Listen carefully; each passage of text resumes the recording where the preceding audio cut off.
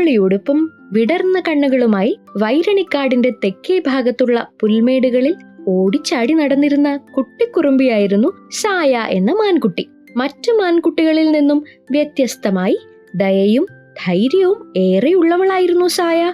ആപത്തിൽപ്പെടുന്നത് ശത്രുവായാലും മിത്രമായാലും സായ തന്നാൽ കഴിയുന്ന സഹായം ചെയ്തിരിക്കും. വൈരണിക്കാടുകളുടെ ഉൾഭാഗത്തുള്ള വലിയ ഗുഹയ്ക്കുള്ളിലായിരുന്നു കാട്ടിലെ രാജാവായ ലിയോ സിംഹം താമസിച്ചിരുന്നത്.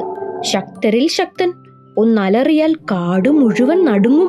ആരെയും ഭയമില്ലാത്തവനാണ് ലിയോ. അതുപോലെ തന്നെ ആരോടും സ്നേഹമോ കരുണയോ ഇല്ല.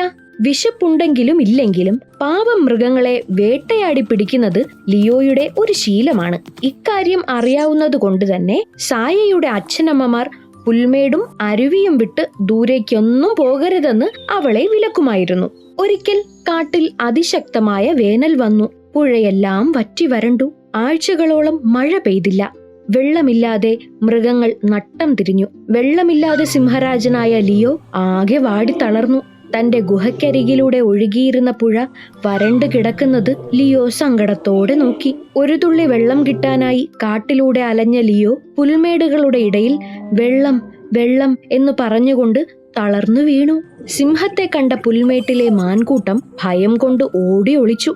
എന്നാൽ സായ ഓടിയില്ല. ലിയോ സിംഹം തങ്ങളെ ആക്രമിക്കാൻ വന്നതല്ലെന്നും ദാഹിച്ച് അവശനാണെന്നും സായയ്ക്ക് മനസ്സിലായി. സായ ധൈര്യത്തോടെ സിംഹത്തിന്റെ അടുത്തേക്ക് ചെന്നു. ലിയോ ചതിയനാണ്, അടുത്തേക്ക് പോകരുതെന്ന് മാൻകൂട്ടത്തിലെ മുതിർന്നവർ വിളിച്ചു പറഞ്ഞെങ്കിലും അവശനായി കിടക്കുന്ന ലിയോ സിംഹത്തോട് സഹതാപം തോന്നിയ സായ പറഞ്ഞു, എന്നോടൊപ്പം വരൂ. ഈ പുൽമേടുകൾക്കപ്പുറം ഒരിക്കലും വെള്ളം വറ്റാത്ത ഒരു ചെറിയ അരുവി എനിക്കറിയാം. അവിടെ പോയി മതിയാവോളം വെള്ളം കുടിക്കാം.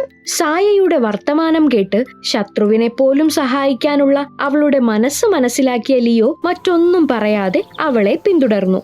പുൽമേടുകൾക്കപ്പുറം മറഞ്ഞിരിക്കുന്ന അരുവി കണ്ടെത്തുന്നതുവരെ സായ ലിയോയ്ക്കൊപ്പം നടന്നു. അരുവിയുടെ അടുത്തെത്തിയ ലിയോ ദിവസങ്ങൾക്ക് ശേഷം മതിയാവോളം വെള്ളം കുടിച്ചു. പിന്നീട് ലിയോ സായയെ നോക്കി പറഞ്ഞു, നന്ദി കുഞ്ഞെ, ഒരുപാട് നന്ദി. ഞാൻ കണ്ട എല്ലാവരെക്കാളും ധൈര്യശാലിയാണ് നീ. ആപത്തിൽപ്പെട്ട ശത്രുവിനെ പോലും നീ സഹായിച്ചു. നീ എന്റെ കണ്ണു തുറപ്പിച്ചു. ഇനി ഞാൻ അനാവശ്യമായി ഒരു മൃഗങ്ങളെയും ഉപദ്രവിക്കില്ല. ഇത് ലിയോയുടെ വാക്കാണ്. ലിയോ സിംഹം പറഞ്ഞത് കേട്ട് കുഞ്ഞുസായ സന്തോഷത്തോടെ മാൻകൂട്ടത്തിനരികിലേക്ക് ഓടിപ്പോയി. അന്നു മുതൽ സായയെയും മറ്റു മൃഗങ്ങളെയും സംരക്ഷിക്കുമെന്ന് ലിയോ വാഗ്ദാനം ചെയ്യുകയും അത് നടപ്പാക്കുകയും ചെയ്തു. അടുത്ത നാളുകളിൽ മഴ പെയ്ത് പുഴയിൽ വെള്ളം നിറഞ്ഞു. കാട് അങ്ങനെ ഒരുപാട് സൗഹൃദപരമായ സുഹൃത്തുക്കൾ നിറയെയുള്ള സ്നേഹം മാത്രമുള്ള ഒരിടമായി മാറി. അപ്പൊ കൂട്ടുകാരെ, ഇന്നത്തെ കഥ ഇഷ്ടമായോ? ഇതിലെ ഗുണപാഠം എന്തെന്നറിയാമോ? ധൈര്യം, ദയ എന്നിവയുണ്ടെങ്കിൽ ഏത് ശത്രുവിനെയും മിത്രമാക്കാൻ കഴിയും. അപ്പോ അടുത്ത ആഴ്ച മറ്റൊരു കഥയുമായി വീണ്ടും കാണാം.